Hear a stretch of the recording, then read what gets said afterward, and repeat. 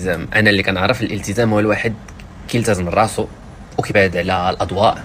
هذا عاد ما زادش على فيه العافيه ديال الشهره وديال البوس وداك الشيء، يعني داك الغريزه ديال النجوميه باقا شاعله فيه وكيبغي يشبعها بهاد الخيوط الراشيه وما كيجبدني ديما. وانا شحال مره كنشوف كيجبدني وانا ما كنبغيش نجاوب احتراما لمو. واحد النهار قالت لي يا ولدي الله يرضي عليك ما عمرك ما تجاوبو، خليه راه هو ماشي في عقله، هادشي راه حاله ودايزه، ولكن كتر وانا لو جيت دويت لو جيت بوستيت داكشي اللي عندي الشلبه اللبن.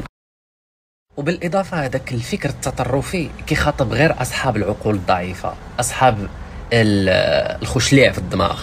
وانا اخر حاجه كنت ممكن نتصورها وانا داك السيد يتقلب بحال هكا، ولكن اللي ما يعذر دابا يتسبلا كما كنقولوا. انا ما عرفت شنو ما ظروفه وما عرفتش شنو اللي كان طاري ليه، بالعكس عندي ليه وبهذا الشيء كامل اللي كيدير قسما بالله العلي العظيم الا عندي ليه واحد الود وماشي شفقه، لان ما عندي علاش نشفق عليه، ولكن كنقول بان ما يمكنش يكون انسان خايب، لان داكشي اللي عرفت انا وداكشي اللي دوزنا وداكشي اللي شفت منه ما يمكنش يتحول لهذا الشيء هذا.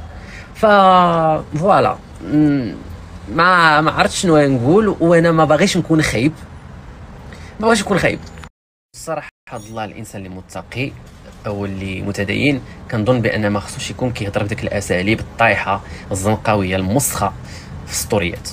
ما كنظنش هذا احسن مثال ممكن نعطيه الانسان اللي حامل افكار دينيه، والدين اللي هو كله نبل، بالعكس ما فيهش هادشي هذا.